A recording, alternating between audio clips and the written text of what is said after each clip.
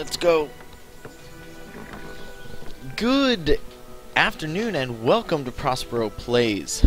This is Prospero Sparks, and I've been going over the Brave New World and what Brave New World adds to Civilization 5.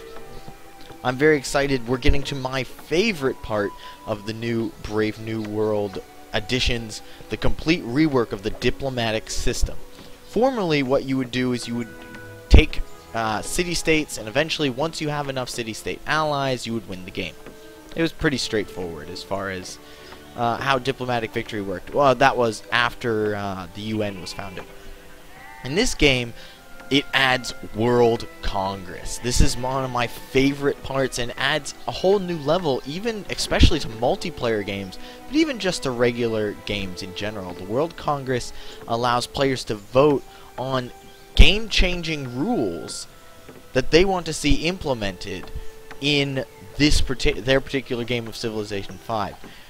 So I started this screen here because World Congress, as it goes, moves up from era to era. Originally, the World Congress is 2 delegates for the host civilization, 1 delegate for every other civilization, and no delegates for city-states. That's how it's founded. The World Congress is founded the first person who invents the printing press and finds every other civilization. That civilization hosts the first World Congress, in which case each person gets a vote, or each civ gets a vote, and the host gets 2. Every era, it moves up. So the first time nearly half of the civilizations reach the next era, in this case industrial, because printing press is Renaissance, or when one person gets to the era beyond industrial, which is modern, the World Congress moves into the next stage. In this stage, the host gets 3 votes, every other civilization gets 2 votes, and each delegate, and you get an additional vote for each city-state ally that you have. The next era, as you can see on the screen here, is 5 delegates for the host, 3 for each other civilization, and 1 for each delegate. That moves into modern. And finally, in the atomic era, it transitions into the UN, and city-states become huge, as well as the victory condition becomes possible, getting voted world leader. Now, whenever there's a transition like we just had, there's a vote to see who will be the new head or host for the World Congress. In this case, as you can see, I have a significant number of votes from several different reasons. So I'm going to go ahead and vote for myself as the host so that I can remain host of the World Congress. I'm going to go ahead, and next turn it should tell me that I have achieved my objective and become host of the World Congress.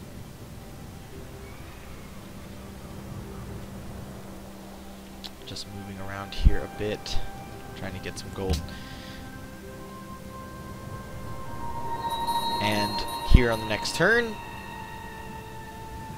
I will remain host with 14 votes. Now, in single-player games, civilizations will almost always vote for themselves. So whoever has the most votes going in will take the host spot. The diplomatic screen up here has a new button, World Congress. This is the World Congress screen that I was showing you before. The turns into the next session is here, 18. After 18 turns are up, the 2 current proposals will be voted on, in this case Cultural Heritage Site and Arts Funding. There is a whole slew of proposals that you can elect from the diplomatic screen. Right now, the ones that are available, are Embargo City-States, Embargo, Banned Luxury, Standing Army. A lot of big ones, like for example, Standing Army tax is a great way for a diplomatic civilization to counter a military one, because it raises the cost of unit maintenance by 25%.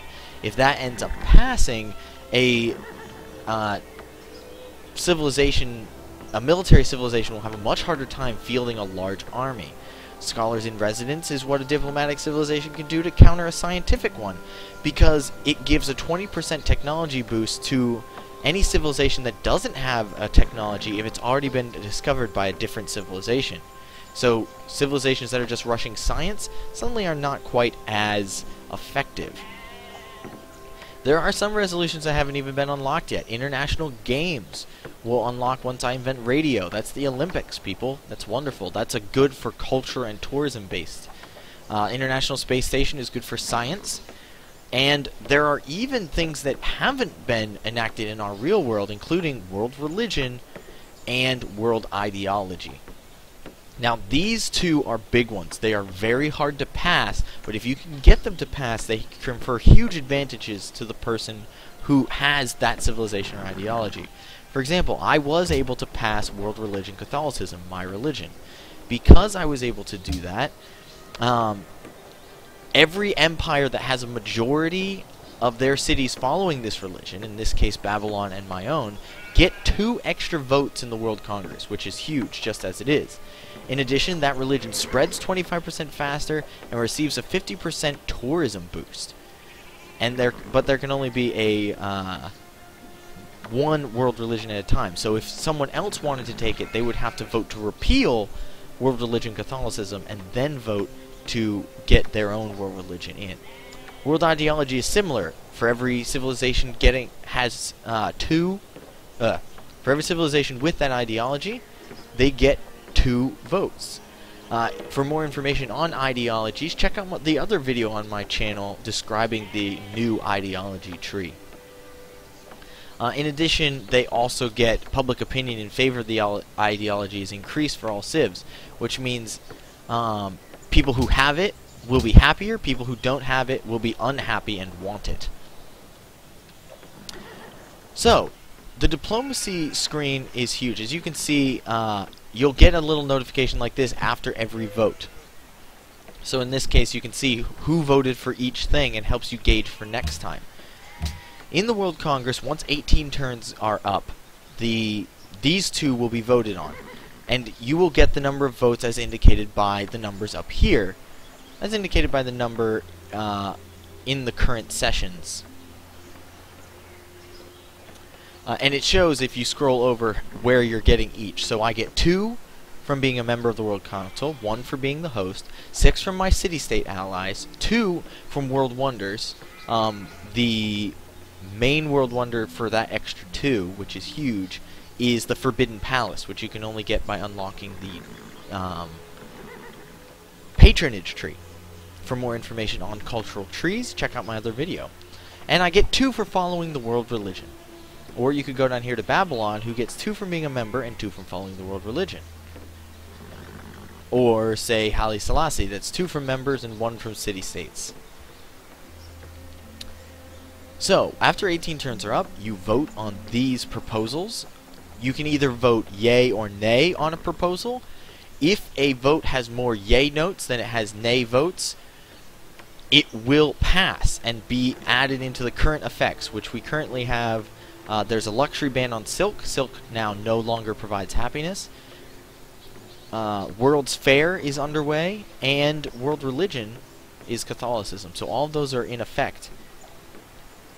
After the votes happen on the next turn, the host chooses a new proposal, and whoever has the most votes, or in this case the second most votes, gets to enact a proposal.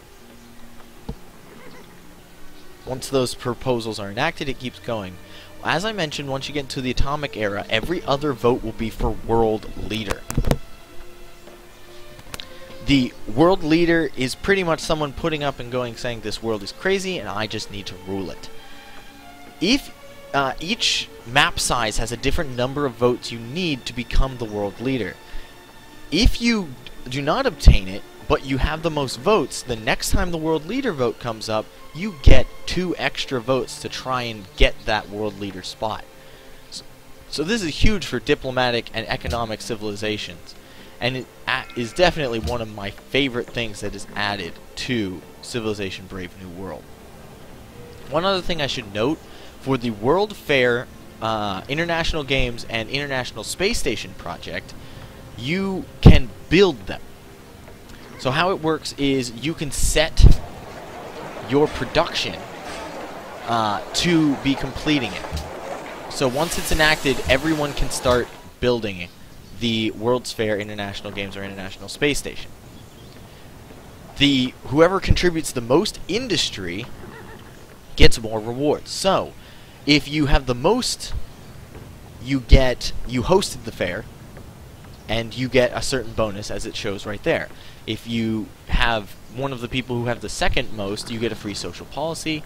Or if you're someone who just had a stall there, which is down a few more tiers, you get the exhibitor bonus, which is 500 points towards the next golden age.